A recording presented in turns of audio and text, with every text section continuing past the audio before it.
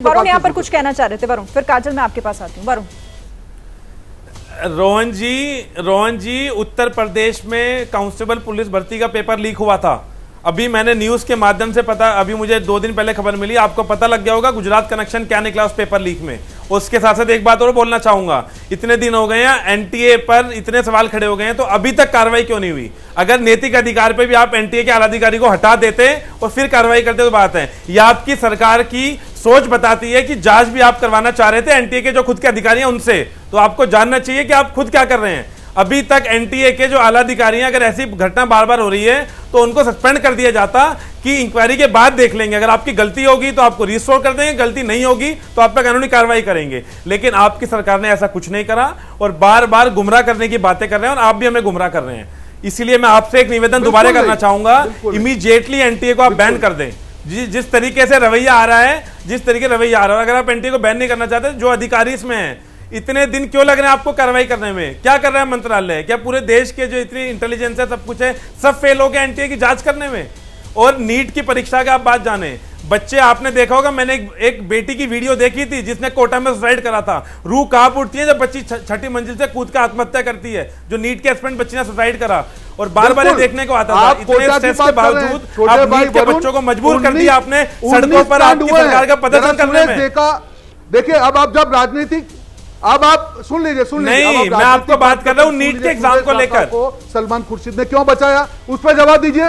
उस पर क्यों नहीं, मैं उसी की बात कर रहा हूं ना। पेपर लीक, 19 पेपर लीक हुए, सुरेश ढाका को क्यों बचाया? क्यों उसके ऊपर एक्सरसाइज नहीं की गई? 19 बार एसओजी ने वहां पे सरकार में, आपकी सरकार में आप बताइए, आपको छात्र है ना, तब आप क्यों चुप रहे थे? तब आपको चुप नहीं रहना चाहिए था, तब आपको चुप नहीं रहना चाहिए था वरुण। कभी भी 19 पेपर लीक हुए, क्यों चुप रहे आप? सचिन पायलट जी बोले, क्यों चुप रहे आप? देखिए, राजनीति मत कीजिए। जब मैं जिम्मेदारी से चीज बोल रहा हूं कि एक्शन लिया जाएगा, अभी ऑलरेडी सीबीआई इसका जांच कर रही है, जो भी जिम्मेदार पाएंगे एक्शन लेंगे। आपकी सरकार ने आपको शायद मालूम नहीं है कौन सा एक्शन लिया? सचिन पायलट के ऊपर सवाल उठाए, सचिन सुरेश ढाका पे क्या एक्शन लिया गया? उसके ऊपर ईडी एक्शन लिया गया। शायद मालूम नहीं है। मैं एक बात बोलना चाहूंगा, बचाने का प्रावधान किया गया। एसओजी ने आपको एक बात बोलना चाहूंगा, सलमान खुर्शीद जब हमारी सरकार में पेपर लीक हुए थे तो एनएसवाई ने प्रदर्शन करा था। बेहतर है कि उस सिस्टम में उसे कैसे सैनिटाइज किया जाए। सलमान खुर्शीद को किसने रोका? मैं दोनों को कह रही हूँ, रोहन गुप्ता आपको भी कह रही हूँ, वरुण चौधरी आपको भी कह रही हूँ कि अभी भी जैसे ही मैंने नाम लिया एनटीए, आप सिस्टम के ऊपर कंट्रोल करना चाहिए। ठीक है, ठीक है। 19 पेपर लीक के बाद में, 19 पेपर लीक के बाद में, जैसे ही मैं एनटीए का नाम लेता हूं, पूरी बीजेपी बौखला कर जाती है। कोई नहीं, आप किसी को नहीं छोड़ेंगे, किसी को नहीं छोड़ेंगे। हमारी सरकार चुप भी बैठी रही, जिम्मेदार हो। हमारी सरकार छात्रों के साथ थी। जांच आने दीजिए, सीबीआई का जांच हो रही है।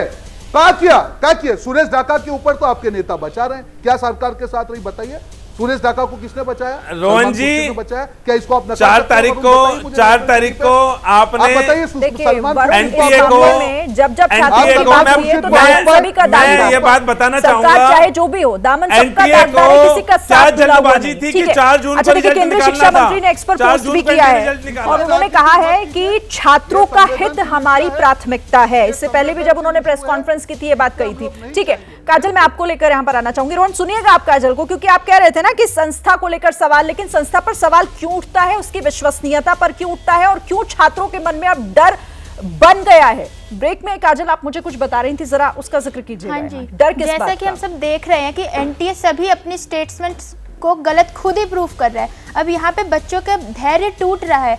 मेरे इस समय में जो परीक्षार्थी है उनका हाल सबको पता है, पर जो अगले वर्ष के परीक्षार्थी है, एक मेरे घर में भी है मेरा भाई जो जेईई की तैयारी कर रहा है। अब वो मेरे से रोज एक बार पूछता है कि अब मैं करूं या फिर छोड़ दूं, यहीं पे मैं कुछ और सब्जेक्ट ले लूं, कि किसी और डायरेक्शन में चले जाऊं। मेरे जो स्कूल के जूनियर स्टूडेंट्स हैं जो अभी 11th में जाएंगे, जो बायो लेना चाहते हैं, मेडिकल की तैयारी करना चाहते हैं, वो मेरे से रोज एक बार पूछते हैं 1-2 दिन में कि दीदी हम क्या करें, हम मेडिकल ले या नहीं ले, या हम आर्ट्स ले लें या कॉमर्स ले लें। उन जैसे स्टूडेंट्स को मैं क्या बोलूँ? मेरे पास अभी कोई रिप्लाई नहीं है देने के लिए।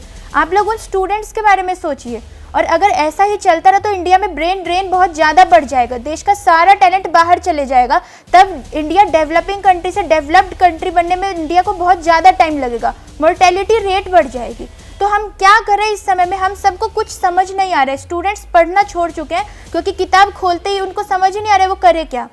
मैंने 4 दिन से एक चैप्टर खोल रखा है, वो चैप्टर कंप्लीट नहीं हो रहा है, क्योंकि किताब खोलते ही मुझे दिमाग में ये आ रहा है कि होगा या नहीं होगा, अगले वर्ष के लिए मैं तैयारी करूँ या इस वर्ष होगा या फिर मैं लाइन चेंज कर लूँ, मुझे कुछ समझ नहीं आ रहा है।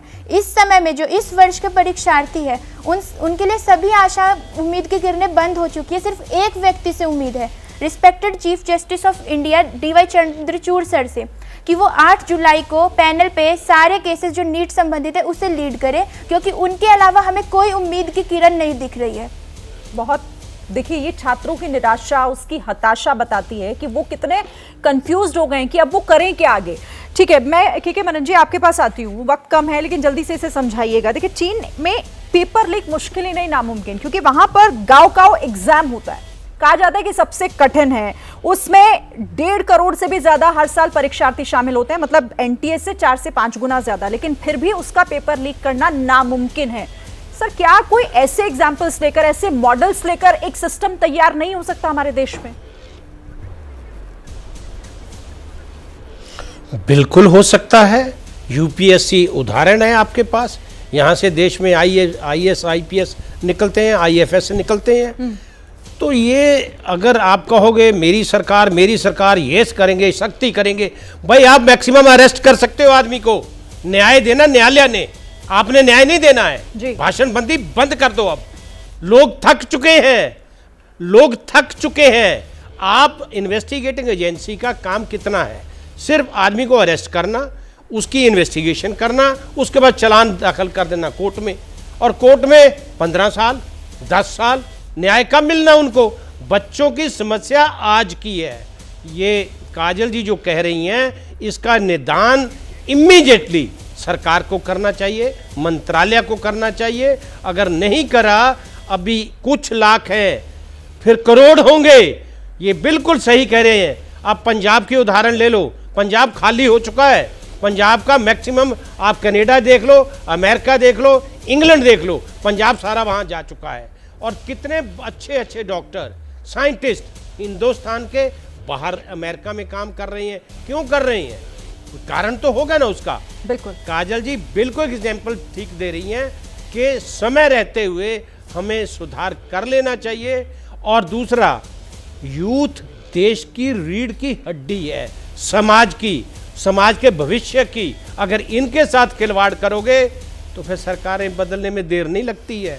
आपके सामने 60 साल एक पार्टी ने शासन किया है, और युवा आज हताश मैं और किसी निराश पार्टी है। से बिलोंग नहीं कर रहा। इसीलिए यहाँ पर ये सवाल खड़ा होता है कि आखिर इनके साथ जो अन्याय हुआ उसका न्याय इन्हें कब मिलेगा, और वो सिस्टम जो खोखला होता जा रहा है वो कैसे करप्शन वहां से आजाद होगा, वहां से खत्म होगा। बहुत शुक्रिया आप सभी का हमारे साथ जुड़ने के लिए और इस बातचीत के लिए। लेकिन सवाल अभी भी बना हुआ है कि पेपर लीक का पितामह कौन, और कब तक उस आखिरी कड़ी तक सरकार पहुंचेगी जिसने इस पूरे सिस्टम को खोखला करने का काम किया है।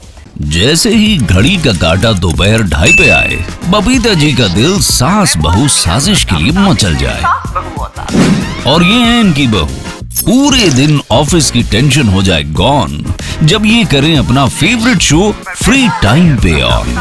इनकी तरह आप भी देखें अपना फेवरेट शो अपने टाइम पर और डाउनलोड कीजिए ABP लाइव ऐप अपने स्मार्ट टीवी पर।